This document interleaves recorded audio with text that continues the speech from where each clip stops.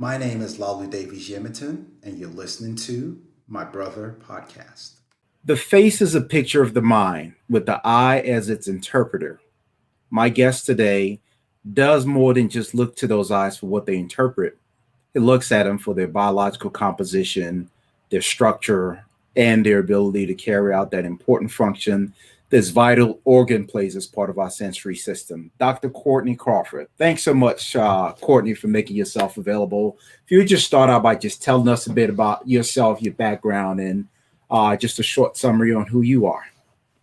Sure. Well, first off, thanks for having me. It's a pleasure to be here. I have a story like most. It started in Des Moines, Iowa. So I'm an Iowan. There's always a joke that people always wonder, are there blacks from Iowa? Here you go. So there were three of us, my parents and I. So no, Iowa's a great place. Some of the best people that I know are from the Midwest, and it's where my story starts. So I went to school in Des Moines, K through 12. And then I went to Washington University in St. Louis for undergraduate school. Did a Fulbright fellowship in Panama following that. And then I progressed on to medical school and time in the Army, 10 years, and a Retina fellowship. I'm most proud of, one, my faith in God, my family, led by my amazing wife, who's my best friend, and we have two phenomenal kids, Cameron and Casey, who just make our life so special. So that's where I came from, kind of in a nutshell. And yes, I am a practicing retina specialist, and I really appreciate the introduction. The eye is a very special organ. Vision is incredibly precious, and oftentimes you don't realize its impact until you don't have it like you used to.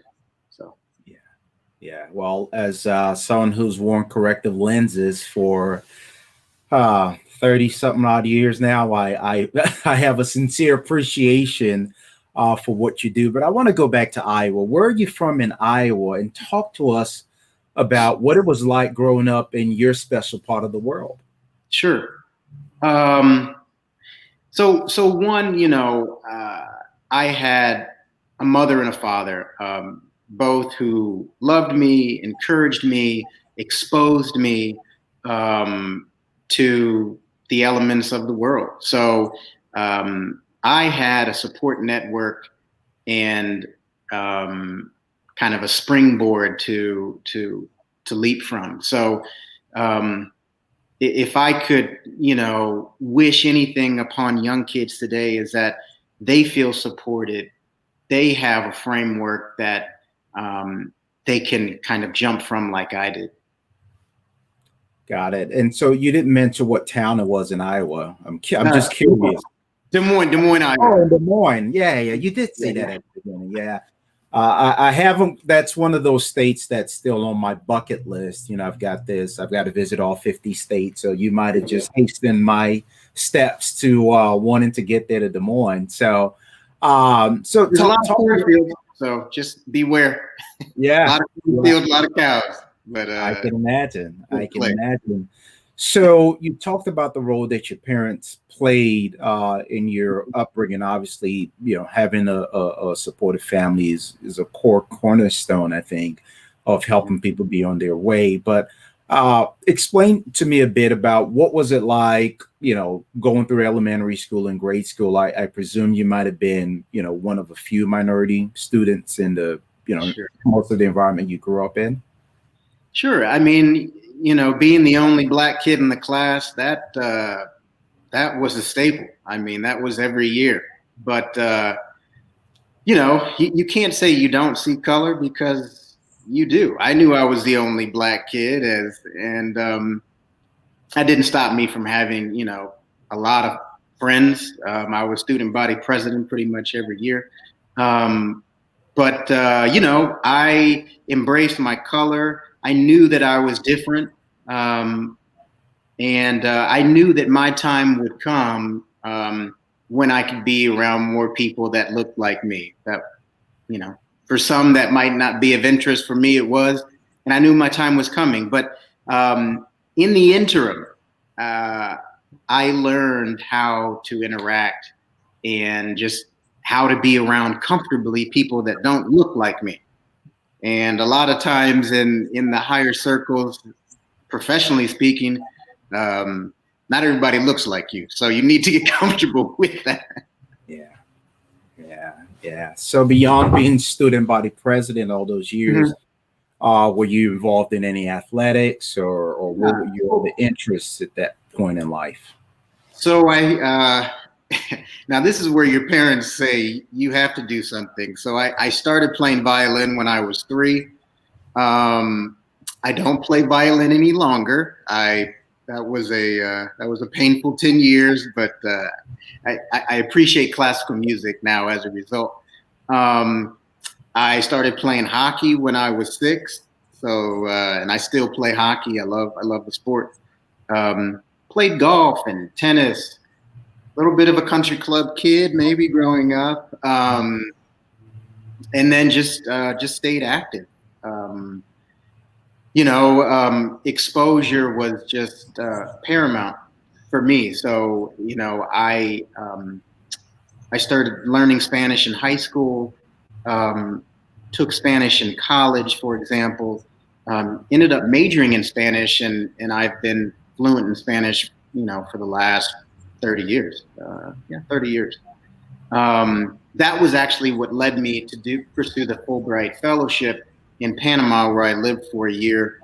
And then before that, I lived in Chile for a year. So anyway, I mean, if I could, to your listeners, if I could just convey the importance of exposure, I mean, in so many facets of my life, I didn't realize the value while I was going through it.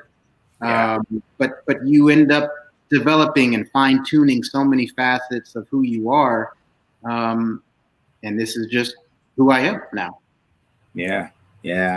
Now you go through high school. How did you decide on Washington State in St. Louis? I know it's not too far from Iowa. Was that part of your thinking, or would you already know what you wanted to major in it at that time? I mean, like a lot of young Black kids, I did well in school, and it's like the pinnacle of achievement when you're in high school is if you can get a scholarship to college. So that's where my focus was, starting as soon as sophomore, junior year. I applied to the Naval Academy and the Air Force Academy, got accepted to those because I knew they were full ride institutions. And then Washington University in St. Louis, that was they had a full ride program for Black students called the Urban Scholars Program, and that program was amazing and still is. It embraced me. Washington University is a predominantly white school, obviously, but the urban program is all Black. So, as I stated before, I knew that my time would come where I'd be around people that looked like me, like-minded, that thought like me. And WashU was that opportunity. And so that was my platform, I think, really to blossom and feel comfortable in settings that may be white or Black. So, yeah. How did you decide on a Spanish major? So, I mean, I started Spanish when I was in high school, and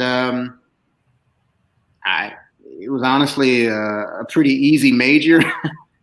Because I was pre-med, right? And pre-med was not easy. So I was like, maybe we can balance the level of difficulty in college. So it really worked out great. I mean, to be pre-med and to have something that you did well in and you enjoyed, like Spanish, it was good. It offered a reprieve, to be honest. And now I'm fluent.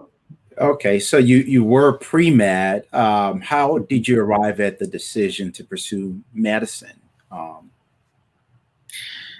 Um, So when I was probably 5 or 6, I spent time with my uncle, who was a veterinarian, and he kind of encouraged me and introduced me to a lot of his friends who were Black surgeons. He would send me news articles of prominent Black doctors, and so uh, it was probably his seed that was planted early that let me know, hey, this is a possible career path um, if you work at it. So here I am. I really just wanted to be a surgeon. okay. All throughout high school and college, anytime there was a dissection lab, I was all in. The ophthalmology retina thing that kind of came about later in medical school, and here we are. So before we get to the part of medical school, you decide. I presume Washington University you had thought through what your pathway was going to be, and WashU was sort of a first step along the way. But talk to us a bit. What was your experience like at Washington University?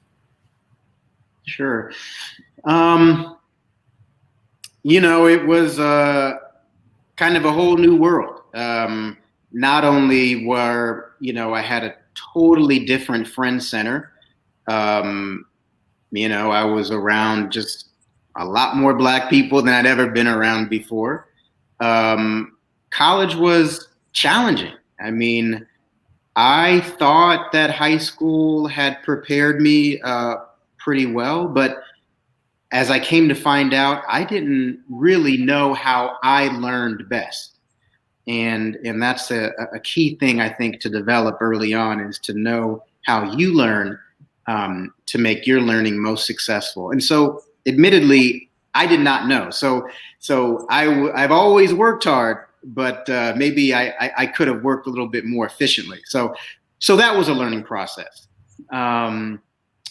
Being away from home, St. Louis didn't look like Des Moines, Iowa, and cornfield. So that was a welcome difference. And WashU, it was just a time to grow. Like most young people in college, you should make mistakes. You should try things that you haven't, safely, and you should try to become your own person and flourish. And I think that's what happened. Um, if you do decide to do a medical route, um, as you mentioned, pre-med is kind of the route that you choose, and then you can decide other majors. You don't have to major in biology or chemistry per se.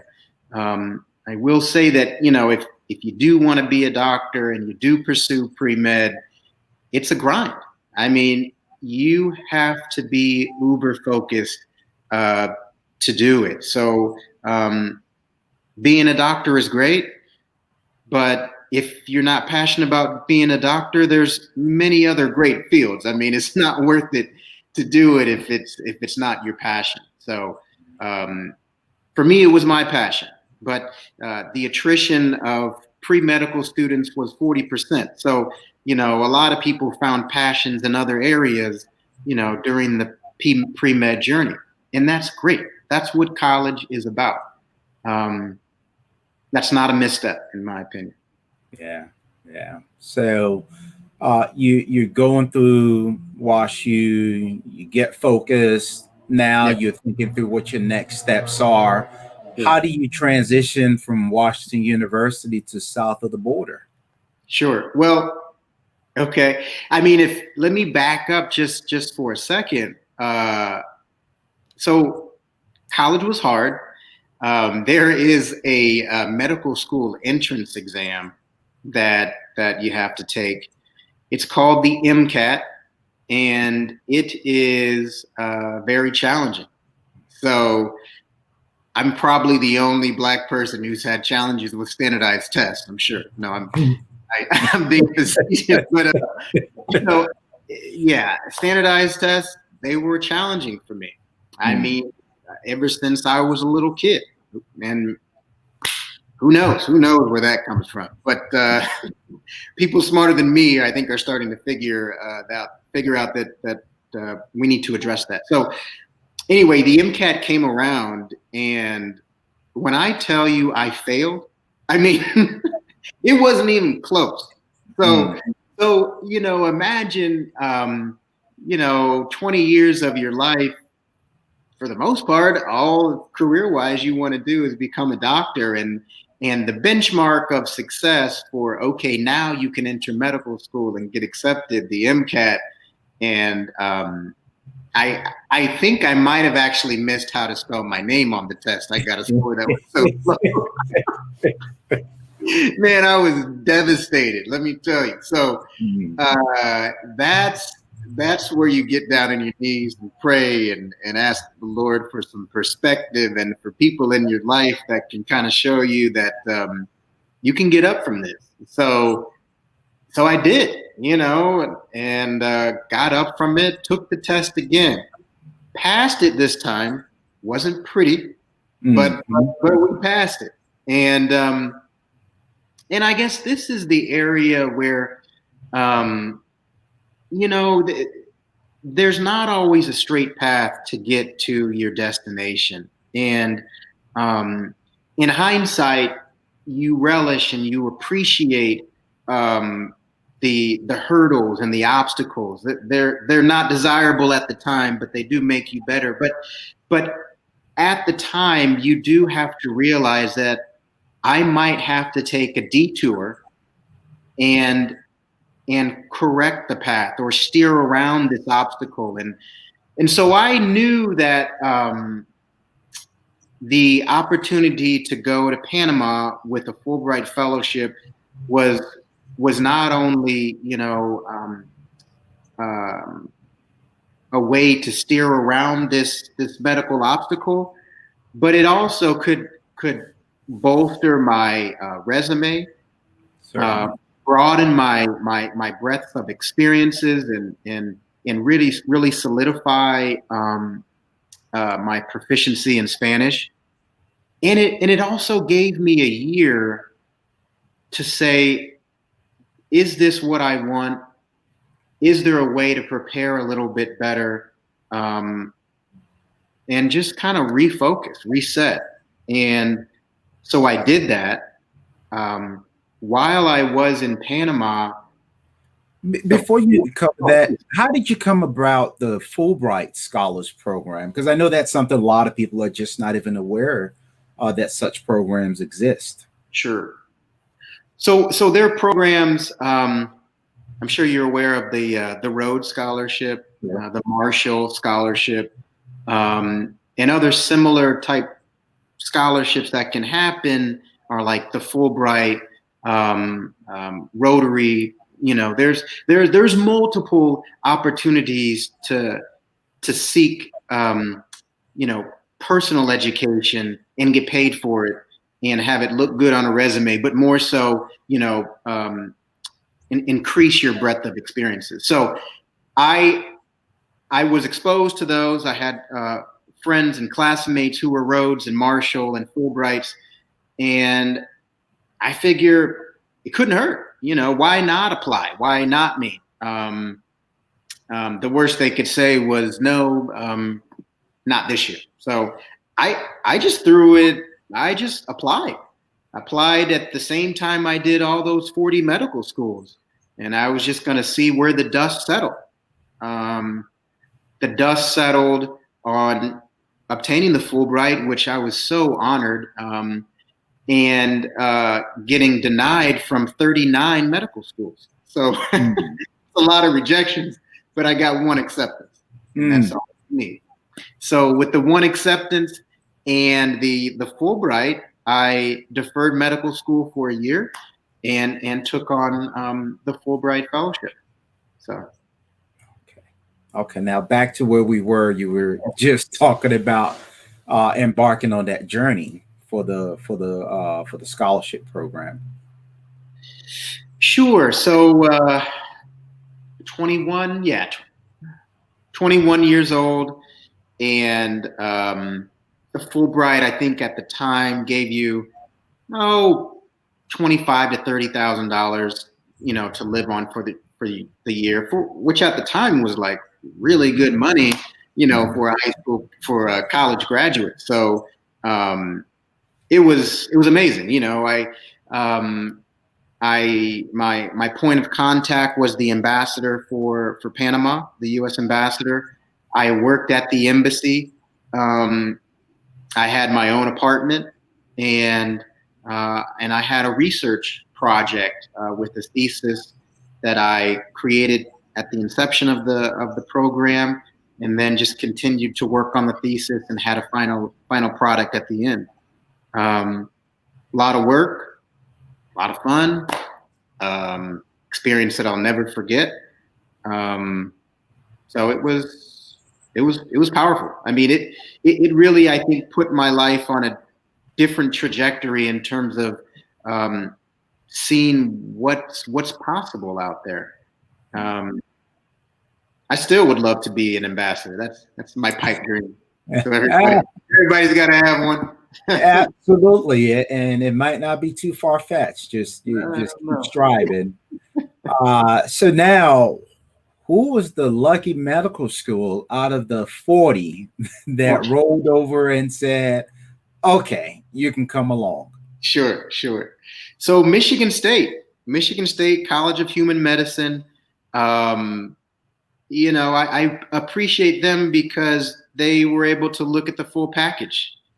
And I, had to take the MCAT twice. My grades were, fair. I think it was I was a calculated risk, So Black male, coming from Iowa, diverse background, maybe subpar academic record, probably works pretty hard,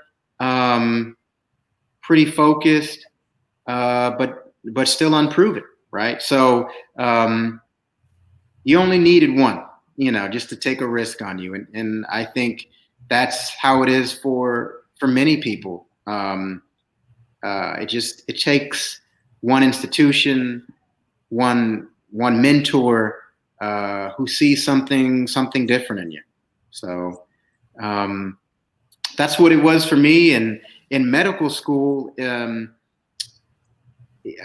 few minutes ago, I spoke how when I entered college, I still didn't know how I learned best.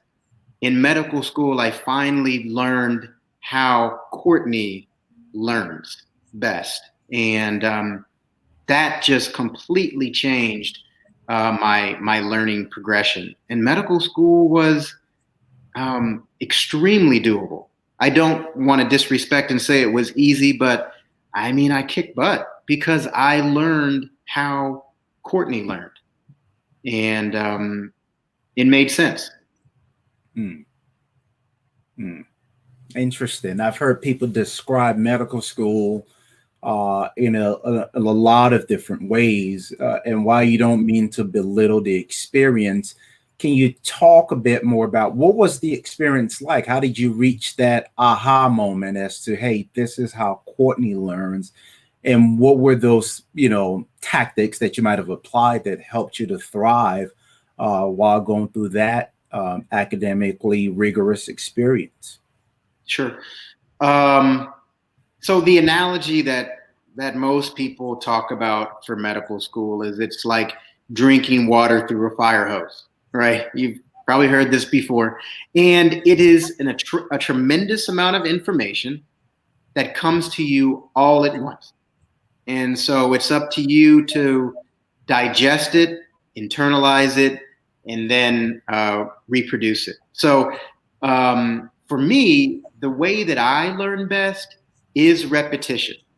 Okay. Some people can read one page and they have it, and they don't need to go over it again. Some people are visual learners. Some people are audible learners.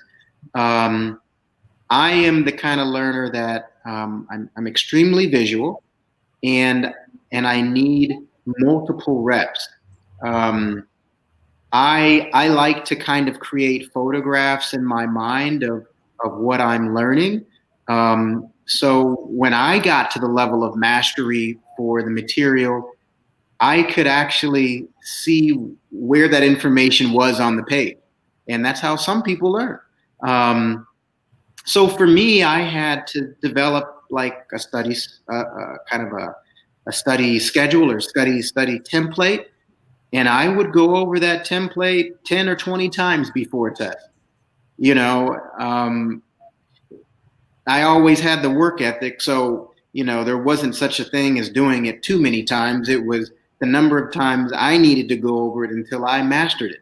And eventually you got it. And once you know yourself, you know when you have it. And then, as my wife says, you have to own the material. So we kept going over it until we owned it. And eventually you do. Good stuff. Good stuff. So you're wrapping up med school. I think the primary coursework is about 3 or so years. Then your last year, you're doing your clinical rotations. Yes. So take us through that part of the journey. Okay. So first 2 years, like you stated, are very in the classroom, didactic. The last 2 were more applicable to the hospital, the clinic setting, and it's kind of on the job training.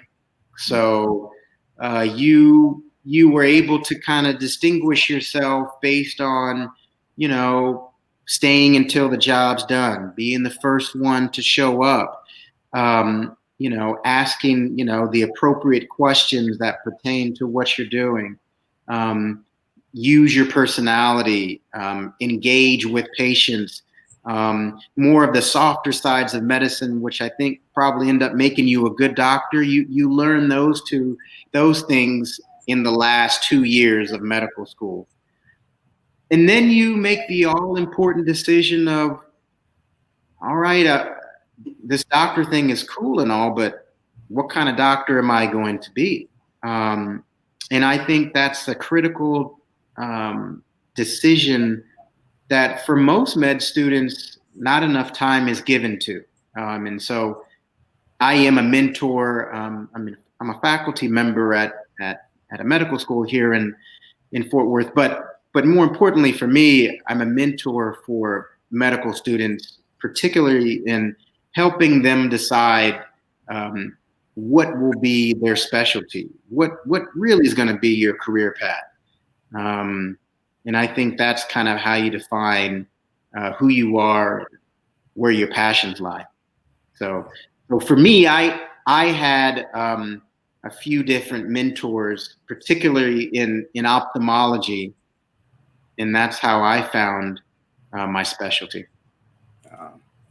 So it was, in a sense, fortuitous or providential, almost, that your mentors just happened to be in ophthalmology. Exactly. Okay. What was I presume you did a ophthalmology rotation during that time? Yeah, did ophthalmology rotations. I knew I wanted to be a surgeon, but the ophthalmologist, like particularly my mentor, Bill Raymond, he was not only a surgeon, but he was the kind of person that related to people and was kind to people like I would want to be. And so I guess essentially I saw myself in him, maybe vice versa, but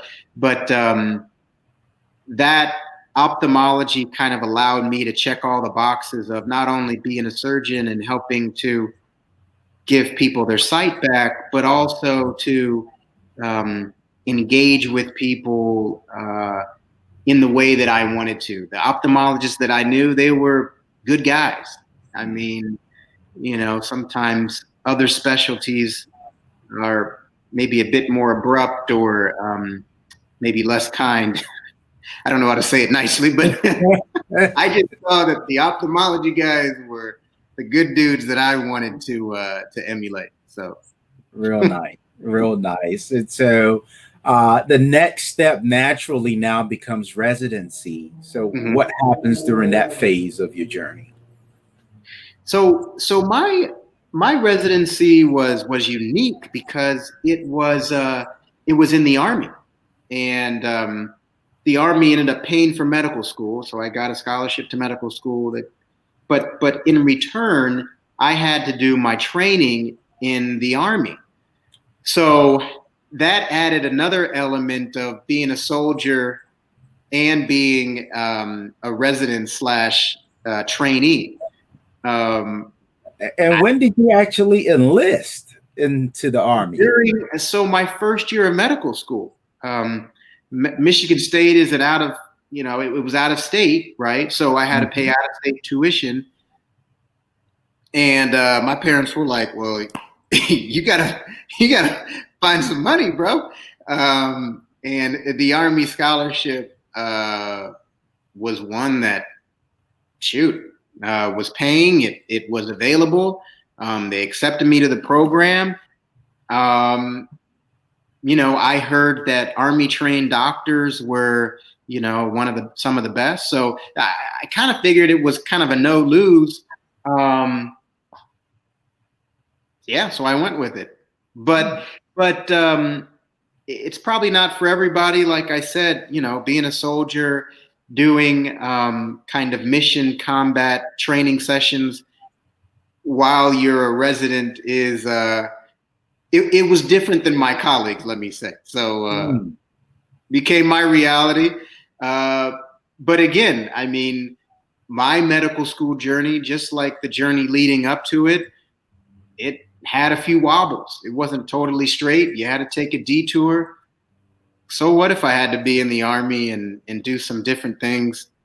I think in the long run, it made you better. At least it made you tougher. So yeah, that's fascinating. So you discovered this program, and I presume the Army required some degree of commitment, X amount of years in service in exchange for you being enrolled in the program. Exactly. Yeah. The Army, it was a kind of 1-for-1 after your residency training. So the commitment, so how that plays out, you do 4 years of medical school, and then you have 4 years to pay back, but after you complete your training. And so, that's a big chunk of time in the military. And when you're young, sometimes time seems nebulous, kind of irrelevant. It's like, priorities for me were, are they paying?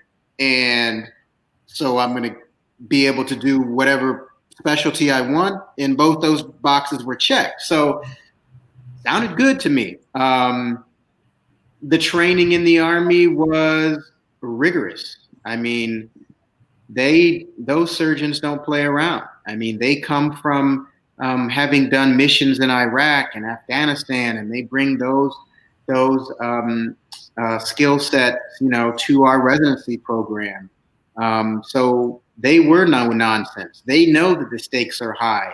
If your battle buddy is, in need of emergent surgery, you need to be able to do the things necessary to, one, get him healthy and potentially back on the battlefield. So these surgeons were tight. I mean, they knew what they were doing, and but you had the confidence to know that you were being trained by the best, and it was work. Interesting. Yeah, that's just incredible, because that's something that I have not previously. I mean, I know that people are in the Army and they're physicians and so on and so forth, but understanding that program, do you know if that program is still something that's available? Absolutely. The Navy, the Air Force, maybe Air Force, the Army, and United States Public Health Corps all have these 4-year scholarship programs for medical school. And then you pay them back with 4 years of service after medical correct. school. Okay. So yeah, so my training was 4 years. Mm-hmm. After that training, you're committed to be at some sort of military installation, military base, either domestic or overseas, and for 4 years. And oftentimes at that military base, well, fortunately, not only are you an officer, so that's that rank structure affords you access maybe that maybe some enlisted people don't have. So it is good to be an officer, but you're also, just because of there's not many soldiers or medical school graduates in the program, and there's a lot of Army bases. So oftentimes it works out that you're put immediately into a leadership role where you're running your clinic or you're running your division. You will be in a leadership role in addition to practicing your craft of internal medicine or surgery, whatever. So it's the duality that I think makes you a little more nimble and kind of prepares you for other things to come. But you're not just a doctor. Like, the Army lets you know that. Like, you have another mission that you have to accomplish. It's great that you're practicing medicine and all, but you owe your time and your leadership to your soldiers. Yeah, incredible. So what happens next after you complete your training? So complete training. And if I could just make my own little kind of story detour, my wife and I got married right before residency, and she's a physician as well, not in the Army. She went to Meharry, a historically Black medical school, which is phenomenal, and I endorse it strongly. But so we got married right before training, and when we were trainees, the medical work week for a trainee was somewhere between 80 to 100 hours a week.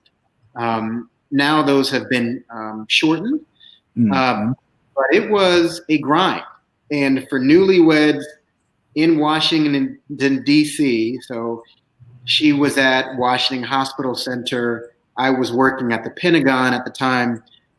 I mean, we never saw each other. So that's another little twist in, not only learning to improve your craft with this residency training, but how do you be a good husband, a good life mate, when you're newlyweds and you're just starting training. It was a whirlwind, right? And in training, you get moved around. So my wife and I's joke is that from the time we got married to the time we finished all of our training, we had moved 9 times. And so we sent out a Christmas card I think it was probably our 10th year of marriage, and we said, save this address because we're not moving. But you persevere, right? I mean, life throws a few wrinkles. The path didn't seem totally straight. I didn't stay in the same city of Des Moines, Iowa from the time I was in kindergarten till finishing medical school. But you relish the journey, but it never could have been predicted. So anyway, I digress. Let me kind of go back to where we were. Finished residency, right? And now it's time for payback. That 4 years was done in Nashville. And then I'm absolved of my commitment. Okay, so at that point, I'm around 33. Around 33, well-trained. I finished as a major in the Army, and we were at another crossroads. My wife and I decided, all right, well, where do we want to live? And does this medical journey kind of end here? Are we at the last point. And so we actually weren't totally satisfied. There was another level of training that we both wanted, and we both wanted to do a fellowship. So those can be 1 to 2 years. I wanted to become a retina surgeon. I was thinking, well, shoot, if I've come this far as an eye surgeon, I might as well try to obtain, as I saw it, the tip of the spear, which is retina surgery. So that was 2 years that we did in Boston. At the same time, my wife did a fellowship in pain medicine, and then we had two little babies that we were toting around. So yeah, the plot thickens, but you kind of keep going. We weren't being paid very much. We went into debt tremendously, not because of bad choices, just we didn't have the benefit of scholarships, and medical trainees are not paid very well. So we did what we could, but we knew that on the other side, we could probably crawl out of debt and start to make a living, with our young family. Yeah. So tell me a bit about retina, about the organ, or what do I call a retina? I mean, it's part of the eye. Yeah. So I want you to talk to me about that and how significant it was that you undertook that fellowship. Sure. So retina is just anatomically sometimes just kind of good to have a frame of reference. The eyeball is this organ, right? It's an organ. And there are kind of 3 main compartments to the eye. You have the front part, which is like a windshield. Okay, that's your cornea. And then you have the middle part, which is where your lens sits. Like the lens of your glasses, there's a lens in your eye, and that develops into a cataract. Okay, and that can be taken out. And then the very back portion of the eye is where the retina lies. I tell my patients that the retina it's like wallpaper. It sticks on the back wall of the eye. And for you to see well, your retina has to stay on that wall, not have bleeding, not have swelling. It has to just be wallpaper fixed to the wall. And so it's a very thin, transparent layer. The retina is, 3 centimeters. It is incredibly thin, very small. And so the surgeries are the most delicate in medicine. That intrigued me, so to speak. I think I have pretty good hands. Man, I mean, I know I have good hands, and so I wanted to kind of be in a surgical subspecialty where it demanded fine dexterity and very steadiness, and I kind of like the stakes being high. I mean, you make the wrong move or your hand shakes and someone can go blind. So. But all that's relative, right? I mean, just like neurosurgeons or heart surgeons, that's my frame of reference. And so that's where I feel comfortable, just as they feel comfortable in their element. So the retina, as I saw it, and this is just my opinion, I saw retina surgeons as the baddest in ophthalmology, or at least that was where the rubber meets the road. The retina patients are blind, they can't see, they need a doctor, and you have a chance to fix them. So that was the draw for me into retina. But there's many specialties in ophthalmology. I just happen to like retina. And I did like the fact that it was a subspecialty that I didn't see other people that looked like me. I wasn't the first Black in retina, please. But there's not many. There's not enough. And we need more. So that was another draw. Not only that many Black people can go blind from retina conditions. So so that was the draw into retina. It is a 2-year fellowship. The community is very small. It's dominated by people that don't look like us.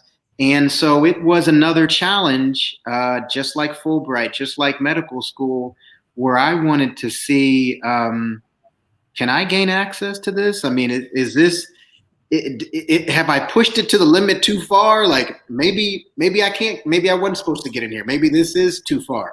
But I really wanted to know. So I applied, and fortunately, thanks to the Army, I got into the top programs. I had my pick of, so my program was, I was at Tufts and Harvard, but the top programs, whether in Miami or in Michigan and Iowa or in California, all the top programs said you can come here if you want. So, and I really give credit to the Army and the training do that. Incredible. So that's another value add that experience sort of added and bolstering sort of your profile. Now this is just truly incredible. So not trying to boast because I've had enough hiccups along the way, but for young people, be it doctors or whatever field, one thing that I'm very proud of, and I just think that God has a very interesting sense of humor, is I'm now a board examiner for the American Board of Ophthalmology. So remember, failed the medical entrance exam.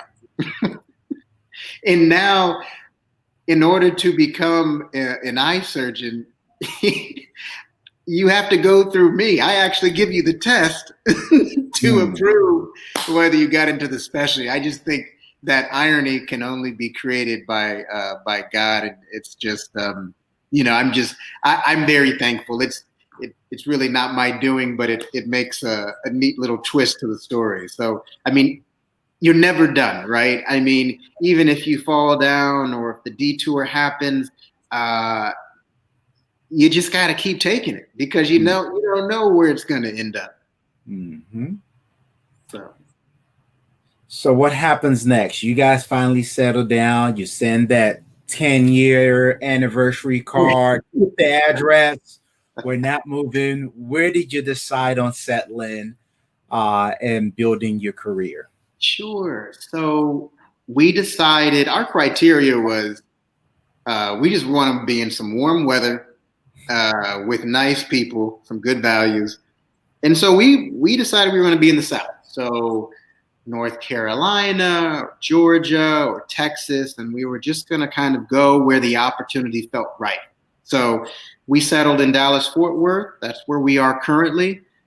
And if we had the chance to do it all over again, we would do it the same. We love it here. We think there's a lot of opportunities in Dallas-Fort Worth, and yeah.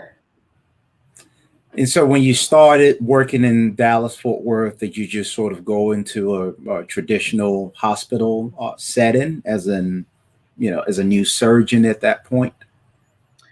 Yeah, so I decided to join a retina-only practice. And there's a few different routes that you can go. Of course, you can be solo, or you can join a multi-specialty group. I just wanted to be with colleagues that did things the same way. It can help keep your overhead down, which is kind of more of the business side of medicine, but also it gives you the chance to kind of collaborate and kind of share in your patients. So yeah, good practice. 7 other guys that all do the same thing. And so now, my day as a retina specialist, I'll operate a couple times a week. I'll have clinic the remainder of the days of the week. The clinic days are very busy. We see typically 70 to 80 patients a day. And we do a lot of lasers, a lot of injections. It's just when the stakes are high and people are losing their vision, they just need to come in and be seen. So my policy is, if you're losing vision, I want to see you the same day. Mm. Mm. And then along the way, I don't know how long you've been with that practice or if you've remained with the same practice, it sounds like, but you also wind up in a faculty position. Is that a typical route where you also pick up, a position in academia, or was that something? How did that all come about? Yeah. I like teaching. I mean, not all specialists want to be in a teaching role, but I do like kind of engaging with medical students and trainees. I still feel like I'm a kid. It seemed like it was yesterday, even though I'm 42 and it wasn't yesterday. But I just think it's important. Bill Raymond reached back to me, and that's why I'm here. And hopefully, some young person I can reach back to, and I can help them. That's the only way that we can keep this cycle going. Absolutely. And I want to inspire, first off, more Black men to pursue medicine and surgical subspecialties.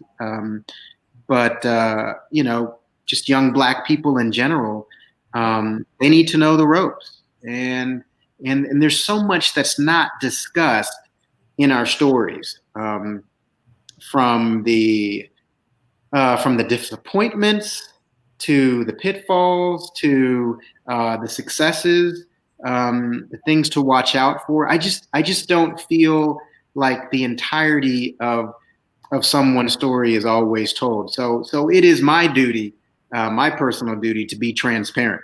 And I want you to know, more importantly, my failures and the successes. But, that oftentimes people just want to know that they're not alone. And there's many different ways to get to one place. So that's why I chose academia as well. Yeah. So I think it's remarkable that you shared what you just shared, the importance of being transparent. I will often lament the fact that for a lot of brothers or Black folks across the board, we don't understand basic concepts like money or finances. Why? Because it's never talked about. And there's so many other aspects of living that we just never are, informed about at an early age. So you're going through life and walking sort of blindly. And so the flip side of it is, even in the professional context, we often get just the stories of the glory, right? But people don't understand what's behind that glory or how difficult it was. I'm in the real estate business, and I share this with people. I say every developer talks to you about the deal that worked out well. They never tell you about the ones that go bust. That's so true. That's so true. That's true. Yep. So your willingness to share, that's just powerful. And you sharing, I want to ask this question. You talked to us about how difficult and challenging it must have been to have the MCAT turn out in such a dismal fashion for you the first attempt. I had to imagine that perhaps caused a low point on the journey. Are there other low points along the way? Definitely. I mean, the standardized tests in general have been challenging all the way up until I took my board exam. And my board exam happened to go very well. I knew ophthalmology well at the time, but best believe every board exam preceding that was a challenge. The other challenge was, having a bit of a circuitous path. I saw that as, me being maybe lesser than my counterparts who went ba-bing, ba-bing, ba-bing from one thing to the next thing to the next thing almost seamlessly and stayed on that straight path. I felt because mine was a little bit jagged, if you will, that, there was something wrong with me, or, maybe I shouldn't be doing this, or is it always so hard? When does it get to be easy? So, all those thoughts of self-doubt, am I doing the right thing? Was I made for this? You know, I had it all, and only now, 40 plus, am I confident and can say, yeah, this is what I was supposed to do. But I mean, for 20 years leading up to it, I mean, that was a struggle because it was hard. I mean, every day was hard. And I think the lesson, that you can take from any field is, even though something is challenging, that doesn't mean that it's not for you.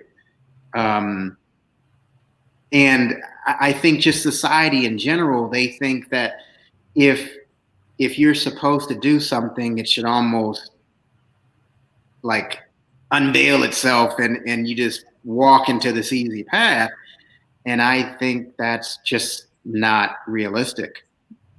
But people don't tell you that, as you shared. I mean, people want to quickly always tell you of the successes, but you really want to hear about the challenges, because that's where you learn. Yeah. And if I could just say one thing, even just in medicine, there are many different facets to make for a good doctor, but there's many things of doctoring that you don't learn in medical school, like wealth management, like understanding how to treat people well and how to connect with people. I use, lo and behold, a third of my patients are exclusively Spanish speaking. So I use Spanish every day. That kind of came full circle. But my point is that, you're going to be learning many other elements that make you outside of maybe what you're sitting there in a class for. And all those elements, I feel, come together in a unique way, for each person. And it's fun to help young people see how all those little points, they can come together, and they will. Even though it seems nebulous when you're getting the when you're drinking water through the fire hose, it doesn't seem to all come together at that time. Yeah. So, I mean, you're still so young, but what advice, if you could go back looking retrospectively, would you offer a 20 or 30-year-old version of yourself? Wow. Every day is a new challenge, and tackle just each day. I mean, I'm a planner, right? So I can easily plan out the next 10 years of my life. But if you don't find enjoyment and fulfillment in every day, that destination that you set out for 10 years, it just doesn't mean a whole lot if you didn't enjoy the journey going through it. So yeah, I'm very intentional about what does today hold. How can I maximize today? How can I, love my wife and my kids more and better, and give better care to my patients, or just be just a dude that is just trying to make himself better. But it's daily, man. So that's what I would tell Courtney 20 years ago is, yeah, okay, have that 10-year goal, but have that goal for the day. Have that goal for the week. Because it goes quick. It does. It does. Such salient advice. How would you recommend to a younger person who might be pursuing medicine and they've listened and say, yes, I need a mentor, but how do you best extract value out of a mentorship relationship?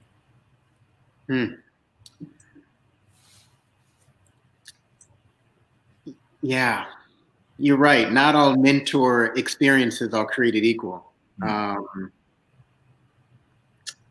I mean, and to be honest, you do have multiple mentors along the way. Um, I think it is incumbent upon the mentee to also seek out the mentor. The onus is not always on the mentor to reach back and find young people that he can or she can help bring up. The mentee, I think, has to be deliberate about finding people that, if they value this, that looks like them, that might act like them, that is willing to show them and teach them. Um, Bill Raymond is one of my best friends, and he will forever be that mentor for me. But I sought him out. There's a book called African Americans in Ophthalmology, and I desperately wanted to get in, and I wanted to know who were the Black people that had blazed this trail before me. And he was in the book, and he was an Army ophthalmologist. I said, Lord, is this a sign from you? And I contacted him. I cold called him and said, hey, my name's Courtney Crawford. I want to become what you want to become. You need to teach me.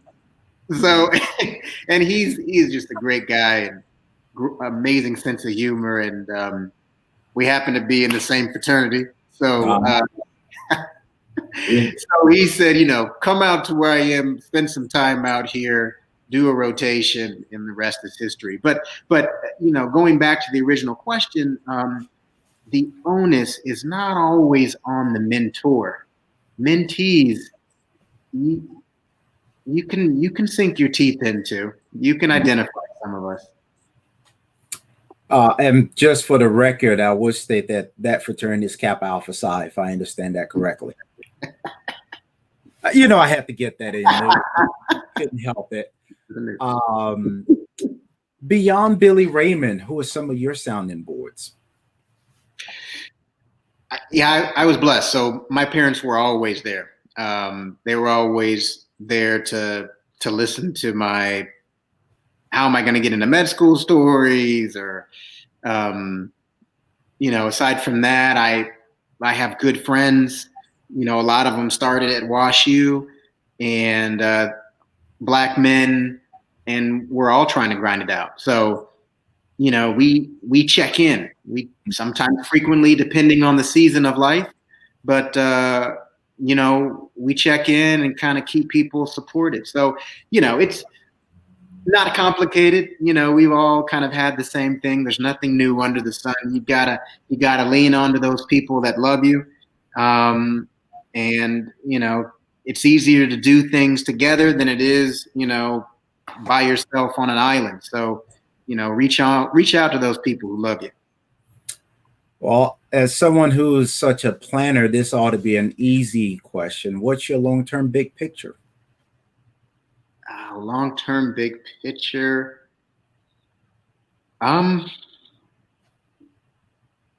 So I still want to become an ambassador. Okay, that's true transparency.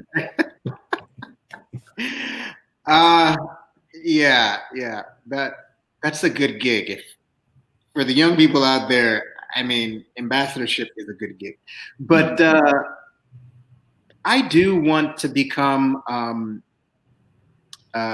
just professionally speaking, I would like to be a retina surgeon that can maybe reach maybe a broader audience. I think retina blindness is still, it's the level of awareness.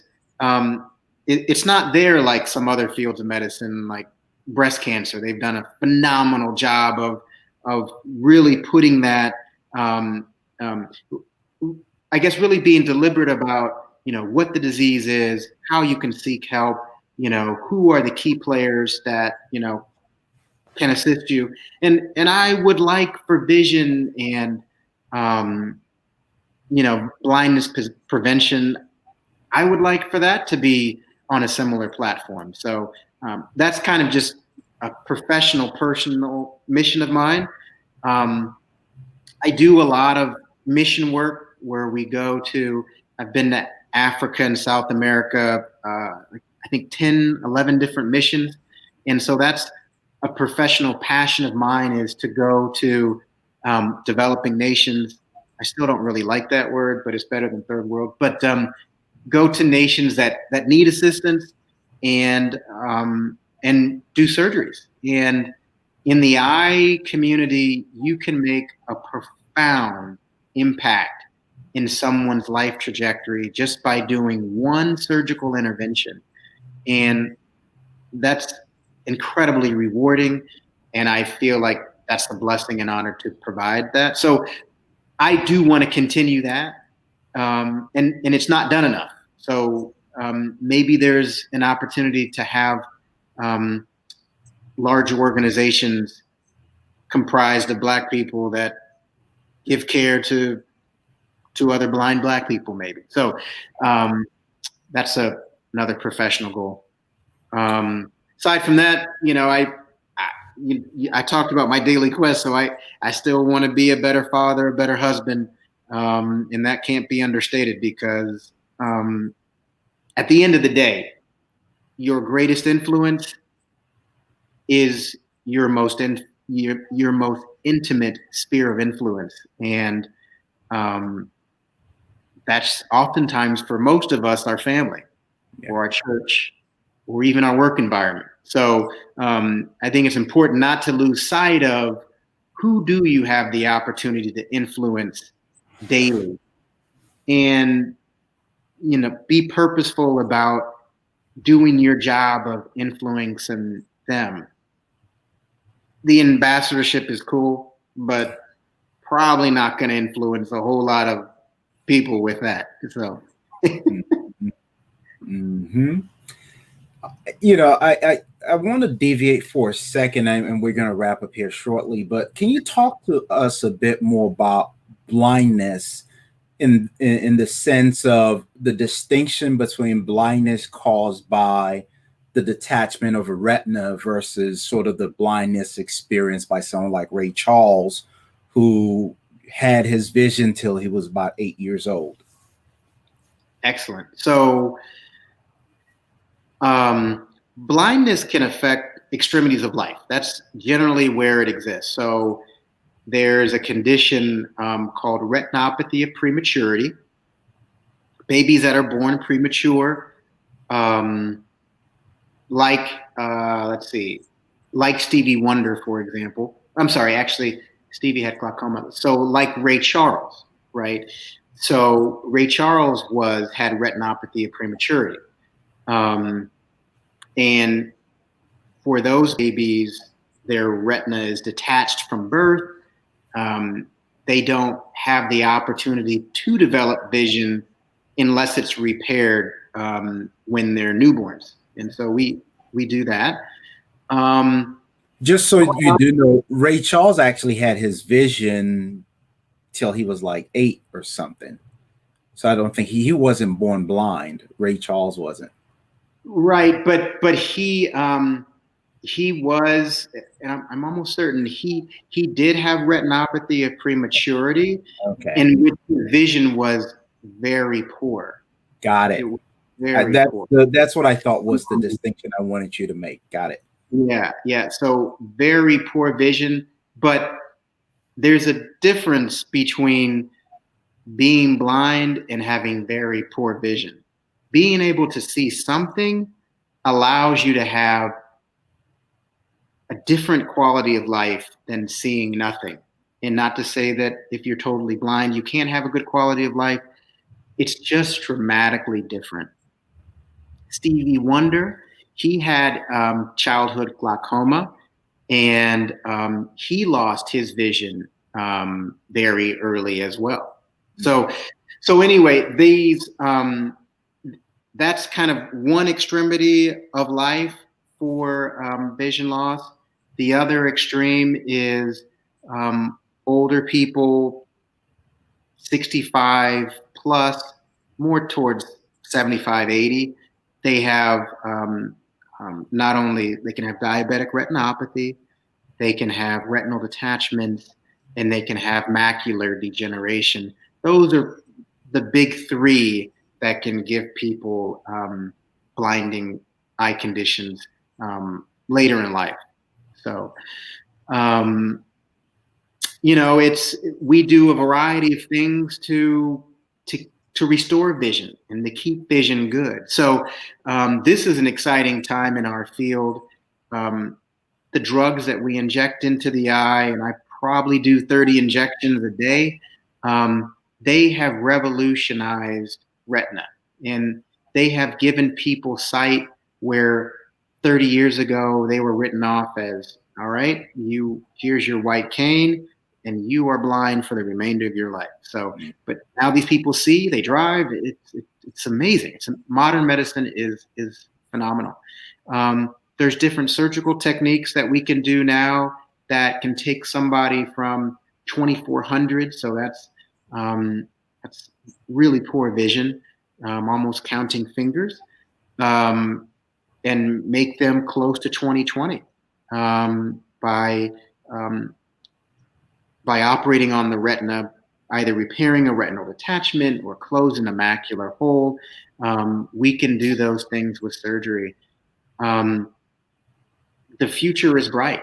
I mean, I tell my patients with macular degeneration, I tell my patients with really advanced diabetic retinopathy, and this is not to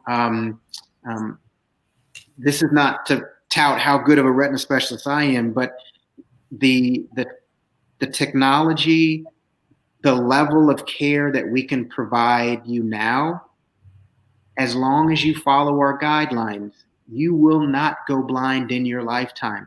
I make that statement all the time to patients, and it's not blowing hot air. I mean, it's speaking based on defined clinical trials and research, and just speaks to the level of progression in our field. The normal person that had a previous blinding condition should not, and if they stick with their retina specialist, will not go blind in their lifetime. It is so exciting to say that. Fantastic. And truly, I'm glad you shared that, because that was some very important information for people, knowing that people do have hope, and blindness isn't this sort of certainty that people might have faced in the past. So with that, I'd say if there's some closing comments that you'd like to offer. You know, I think one of the themes during this talk is transparency and being accessible. And I would just like to offer to any young person, if you haven't gathered, I'm pretty passionate about young people and you excelling and fulfilling your dreams. But contact us, seek us out as mentors. You never know where you might just gain a little nugget that can kind of keep pushing you along or redirect you. So I'm not, I forgot who's the rap artist that I'm not hard to find. Anyway, I'm not that hard to find. So anyway, I appreciate the time today. This is awesome. Time well spent, and I know we could go on and on, but I want to just recap. You've talked to us about the importance of having a strong work ethic, really having a willingness and openness to broaden your horizon, and also being willing to follow sort of the unconventional pathways. You talked about your personal passion for not just reaching for the tip of the spear, but also willing to take on the high stakes challenges. My guest today has been Dr. Courtney Crawford. My name is Laolu Davies-Yemitan, and you're listening to My Brother Podcast. Thank you, Laolu. Thank you.